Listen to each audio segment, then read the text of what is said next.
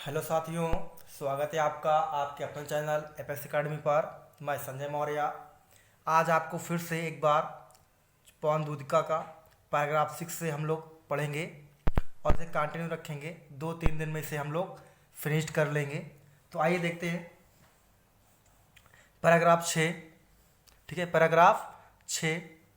जाते जाते अगर पथ में क्लांत कोई दिखावे, तो जाके सन्निकट उसकी क्लांतियों को मिटाना।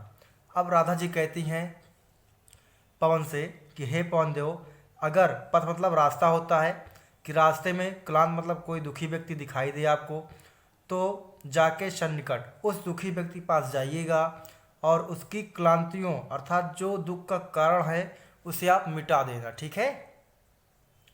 फिर कहते हैं राधा जी, धीरे धीरे प्रश उसके गात उत्ताप खोना। अगर गर्मी से उसका बॉडी शरीर जो है गर्म हो गया है, तो कह रहे हैं राधा जी कि आप उसके पास धीरे धीरे जाइएगा और उसको जो है उसके ताप को जो है भाप बनाकर उड़ा दीजिएगा। ठीक है। सदगंधों से श्रामित जन को हर्षितों सा बनाना।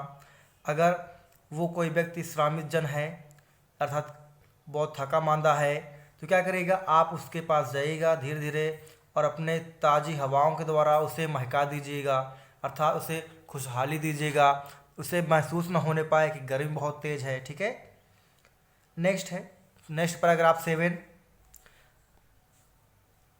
लज्जाशील पथिक महिला जो कहीं दृष्टि आए, होने देना विकृति वशना तो ना तो सुंदरी को। तो देखिए, अगर कह रहे हैं राधा जी पवन देव से, हे पवन देव, पथिक मतलब रास्ते में कोई महिला दिखाई दे। कैसी महिला? लज्जाशील अर्थात उसे कोई दिक्कत हो, उससे उसकी आपत्ति हो उस पर। ठीक है। अर्थात कह सकते हैं कि महिला लज्जित हो किसी तरीके से, तो आप क्या करिए, उसे लज्जित और मत होने देना, उसे लज्जित और मत होने देना। ठीक है। उस सुंदरी को आप लज्जित मत करना, अर्थात उसके साड़ी को या उसके कपड़े को मत उड़ाना जिससे वह और लज्जित हो जाए। जो थोड़ी भी श्रमित वह हो, गोद ले श्रांति खोना। होठों की और कमल मुख की मलाननाएं मिटाना। देखिए, मतलब पहले यहाँ राधा जी ने कहा अगर कोई पथिक में महिला जा रही हो तो आप उसको बहुत तेज़ी से मत जाइएगा, उसी रास्ते से आप स्लो जाइए, धीरे जाइए, जिससे सुंदरी के कपड़े वस्त्र ना उड़ने पाए, जिससे वो लज्जित ना हो पाए।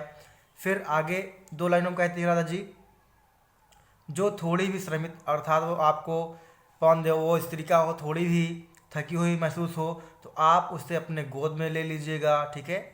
गोद में लेने का अर्थ है कि आप उसके पास जाइएगा धीरे से और पूरे अपने सदगंधों से उसे महका दीजिएगा, ऐसा लगे कि वो एकदम तरोताज़ा हो गई महिला। और होठों की और कमल मुख की मलान लाएं मिटाना। अगर उसके होठों पर अर्थात मुखमंडल पर क्या हो, दुख हो, ठीक है, तो आप उस जाइएगा और उसे ताज़ी ताज़ी हवा दीजिएगा, ठंडी हवा, जिससे क्या उसकी सारे दुख मिट जाएं। ठीक है, सारे मलानाएं कष्ट जो है मिट जाए। तो अब पैराग्राफ 8।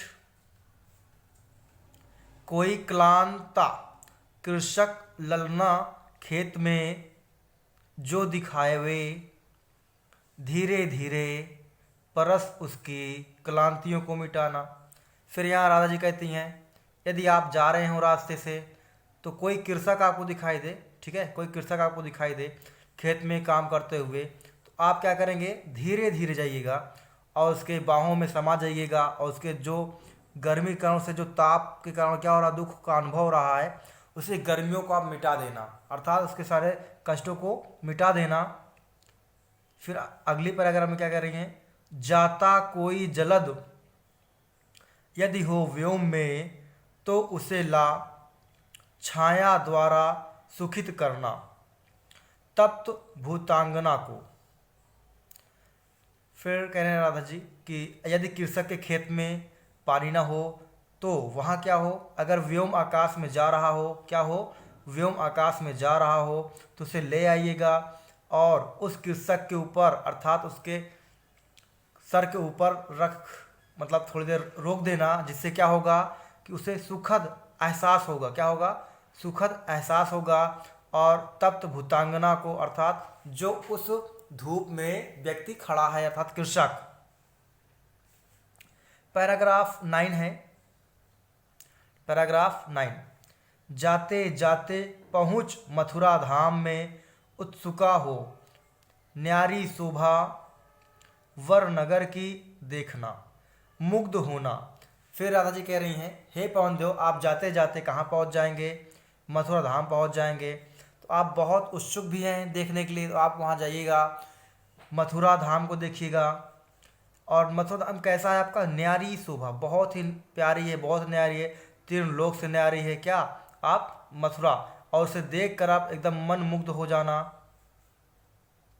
तू होवेगी चकित लख के मेरु से मंदिरों को, आभा वाले कलश जिनके दूसरे अर्क से है।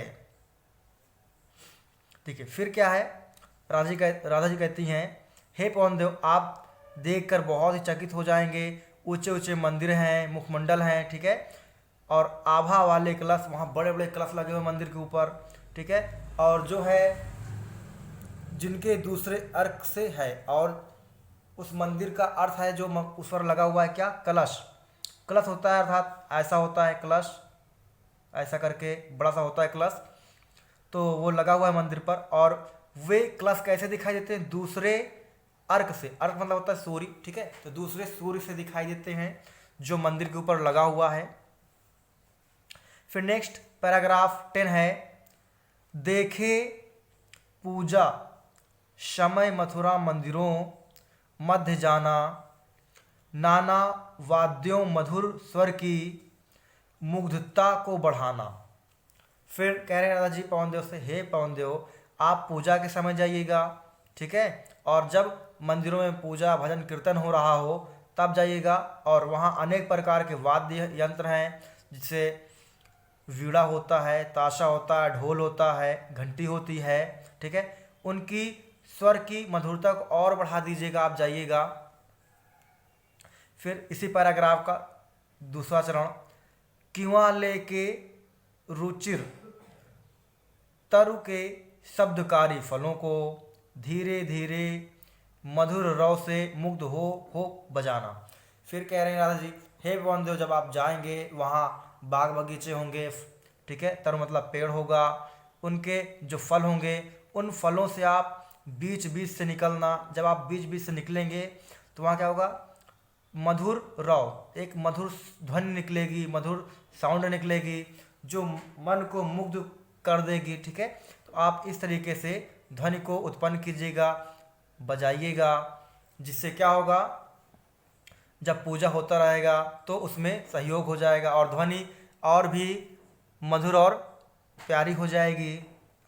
नेक्स्ट है पैराग्राफ 11, तू देखेगी जलद तन को, जा वहीं तद गाता हो, होंगे लोने नयन उनके ज्योति उत्कीर्णकारी।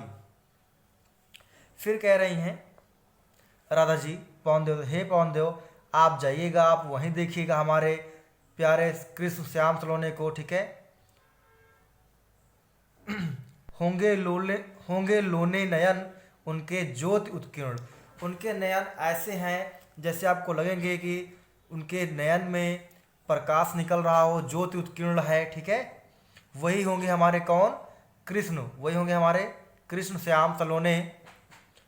मुद्रा होगी वर वदन की मूर्ति सी सौम्यता की, सीधे साधे वचन उनके सिक्त होंगे सुधा से। फिर यहाँ समझिएगा आप लोग, मुद्रा होगी वर वदन की मूर्ति सी सौम्यता की, आपको ऐसा प्रतीत होगा कि हमारे श्याम सलोने कृष्ण भगवान जी कैसे होंगे, मूर्ति के समान एकदम सौम्य विनम्र भाव के हैं, ठीक है, उनका शरीर कैसा होगा, वदन एकदम बिल्कुल मूर्ति जैसा होगा, उनका स्वभाव कैसा होगा, ठीक है, सौम्य होगा अर्थात विनम्र होगा। सीधे साधे वचन, वे व्यंग्य नहीं करते, सीधे साधे बात करते हैं अर्थात सिंपल भाषा में बात करते हैं और ऐसे बात करते हैं जैसे उनके शब्दों में अमृत झल रहा हो। क्या झल रहा हो? अमृत झल रहा हो। सुधा मतलब अमृत होता है, ठीक है, अमृत झल रहा हो। तो हमारे कृष्ण ऐसे हैं कि बिल्कुल सीधे साधे हैं और वे कैसे आपको दिखाई देंगे, जैसे मूर्ति के समान होंगे। उनकी जो है सौम्यता अर्थात क्या होता है? सौम्यता का अर्थ होता है बहुत ही विनम्र स्वभाव के होंगे। वचन ऐसे बोलेंगे जैसे लगेगा कि उनके वचनों से क्या झल रहे हैं? अमृत झल रहा है, ठीक है। नेक्स्ट पैराग्राफ जो आज का लास्ट पैराग्राफ होगा। नीले फूले कमल दल सी, गात की श्यामता है, पीला प्यारा वसन, कट में पहनते हैं फबीला। ठीक है, अब बताया जा रहा है कि कृष्ण जी के वर्णन किया जा रहा है कि वे कैसे वस्त्र पहनते हैं। नीले फूले कमल, ऐसा लगेगा कि जैसे कोई नीला कमल है, जैसे कमल दल में होता है उसी प्रकार उनके शरीर में श्यामता है। ठीक है, बिल्कुल वो भी श्याम है, श्याम मतलब नीले सांवले पर कलर के। पीला सा वसन, उनका कपड़ा कैसा होगा? पीला होगा। कट में पहनते हैं फबीला, कट मतलब होता है कमर, कमर में कैसा कपड़ा पहनते हैं? पीला कपड़ा पहनते हैं, जिसे बोलते हैं क्या? फबीला कहा जाता है। छूटी काली अलग मुख की, कांति हो है बढ़ाती। ठीक है, यहाँ छूटी का अर्थ है मतलब जो छोटे छोटे बाल होते हैं कंधे तक आ जाते हैं और वे मुख की क्या करते हैं? और भी सुंदरता को बढ़ा देते हैं। सदवस्त्रों में नवल तन की फूटती सी प्रभा है, और उन वस्त्रों में अर्थात जो पीले कलर के कपड़े होते हैं जो कृष्ण भगवान पहने होते हैं उनमें उनके तन की खूबसूरती और बिखर के आती है। जैसे सूर्य निकलता है सुबह सुबह, उसके प्रकाश किरणें बाहर आती हैं, उसी प्रकार से श्री कृष्ण भगवान जब पहनते हैं पीले कलर का कपड़ा और हाथों के बाजू में सोने के बाजूबंद पहनते हैं और फबीला बांधते हैं कमर में, तो उनकी सुंदरता ऐसी स्पष्ट होती है जैसे सूर्य की आभा वाली किरणें निकल रही हों। तो इस प्रकार से राधा जी वर्णन कर रही हैं। किससे बता रही हैं? पवन देव से, कि पवन देव आप भूल मत जाइएगा, हमारे कृष्ण श्याम सलोने ऐसे दिखते हैं। तो देखिए नेक्स्ट जो है पैराग्राफ है 13, 14, 15, 16, 17 और इसके बाद भी अभी ये 2 वीडियो में बनाया जाएगा। तो अभी आज यहाँ तक, नेक्स्ट डे जो है अगला पैराग्राफ होगा। जय हिंद साथियों।